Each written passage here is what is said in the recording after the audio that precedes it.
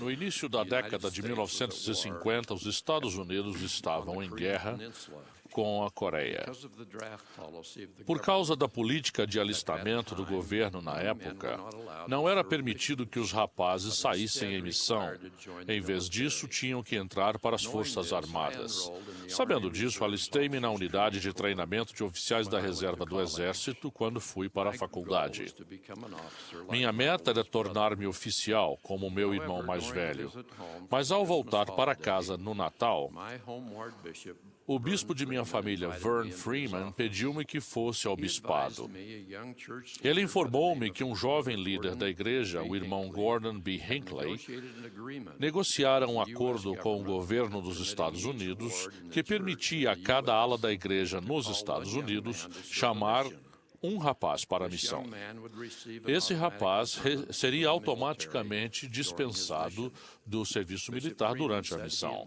O bispo Freeman disse que vinha orando sobre o assunto e sentiu que devia recomendar que eu servisse como missionário de tempo integral e representasse a nossa ala.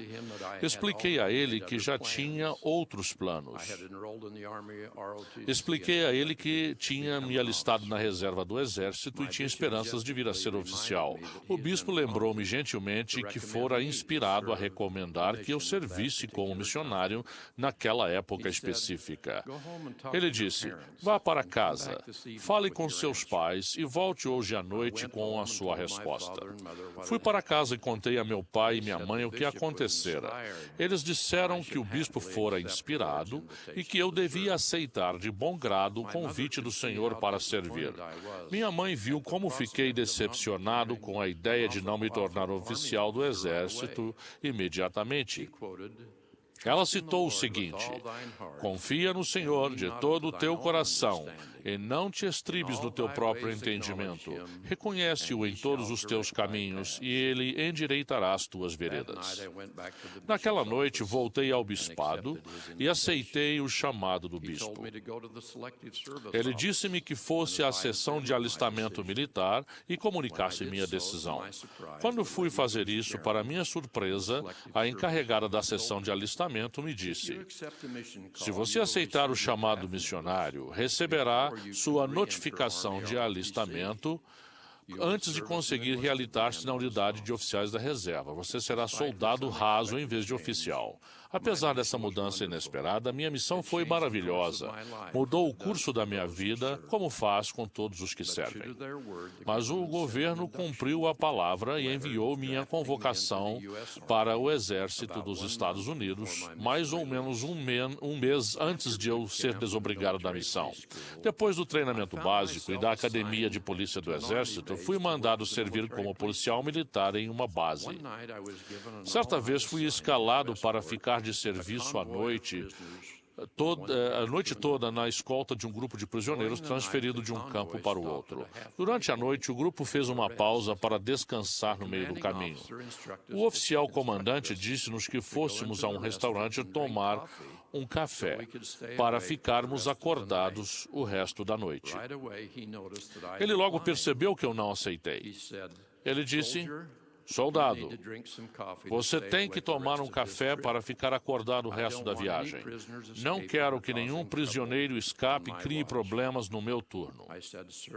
Eu disse: senhor, com todo respeito, eu me recuso, eu sou mórmon e não tomo café. Ele não gostou da minha resposta e voltou a advertir-me que tomasse o café. Outra vez, recusei educadamente. Tomei meu lugar no fundo do ônibus, de arma em punho, orando mentalmente para ficar acordado e não ter de usá-la. A viagem terminou sem contratempos. Alguns dias depois, o mesmo oficial comandante pediu-me que comparecesse ao seu escritório para uma conversa particular. Ele disse que, apesar de ter ficado preocupado, achando que eu não conseguiria ficar acordado naquela viagem noturna, dera valor ao fato de eu ter me mantido firme em minhas convicções.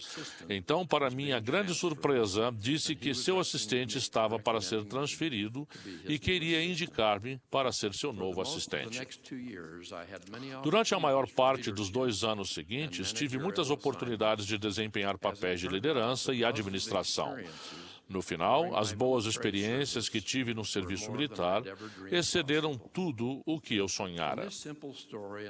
Com essa história simples e com outras desse tipo que me aconteceram na vida, aprendi que a fé e a obediência são respostas para nossos problemas, inquietações e sofrimentos. A fé no Senhor Jesus Cristo é mesmo a força capaz de mudar nossa vida e de levar-nos à salvação. Como podemos edificar essa fé? Por meio de nossos atos. Temos de cumprir as ordens do Senhor, como Nefe aconselhou. Temos de confiar no Senhor de todo o coração, como minha mãe me ensinou com tanto carinho.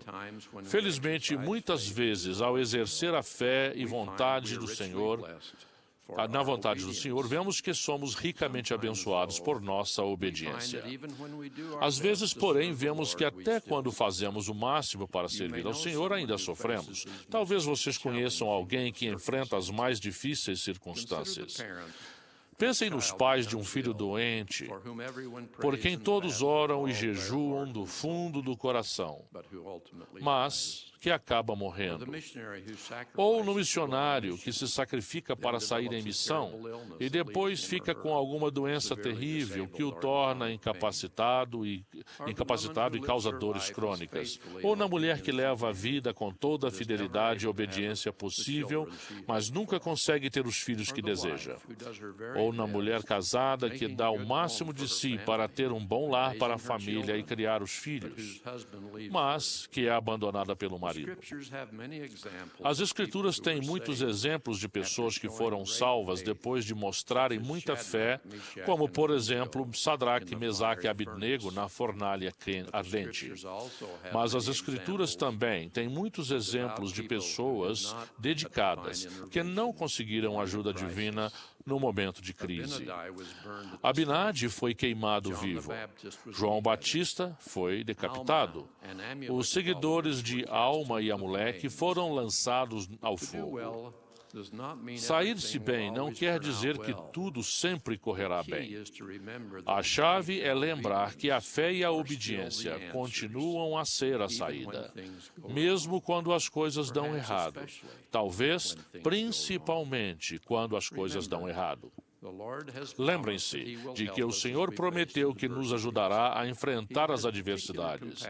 Ele tem especial compaixão pelos que sofrem. Foi Ele quem disse: "Bem-aventurados os que choram, porque eles serão consolados." Como parte da expiação, o Salvador suportou todas as coisas. Ele sabe o que é o sofrimento físico e emocional, sabe o que é o pesar da perda e traição. Mas mostrou-nos que, no final, o amor, a paciência, a humildade e a obediência são o caminho da paz e felicidade verdadeiras. Jesus disse: "Deixo-vos a paz, a minha paz vos dou." Mas então, para alertar-nos, para que busquemos mais do que o consolo do mundo, Jesus acrescentou: "Não vô-la dou como o mundo a dá."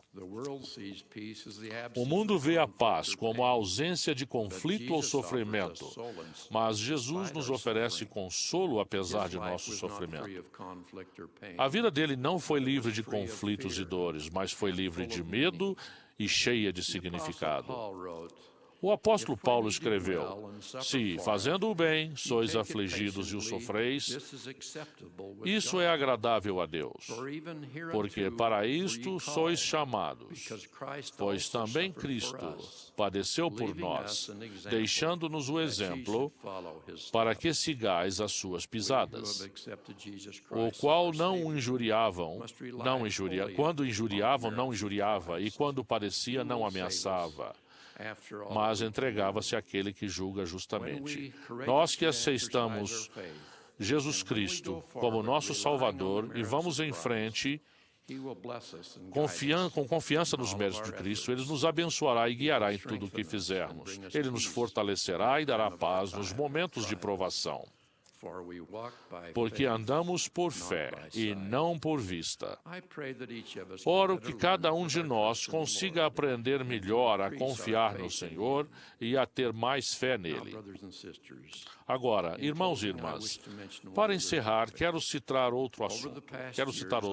Nos últimos anos, tive a bênção de observar o presidente Hinckley de perto. E quero lembrar-lhes que o presidente Hinckley não é só um profeta vivo, mas é também um vidente vivo. Ele vê coisas que os outros não veem. Tem o dom do discernimento. Ele é otimista e realista. Quero dizer o quanto sou grato ao Senhor por preservar a vida do presidente Hinckley e permitir que ele e seus nobres conselheiros liderassem a igreja nos últimos 10 anos. Por intermédio da orientação divina do presidente Hinckley, a igreja recebeu muitas bênçãos de longo alcance. Muitas delas não são evidentes.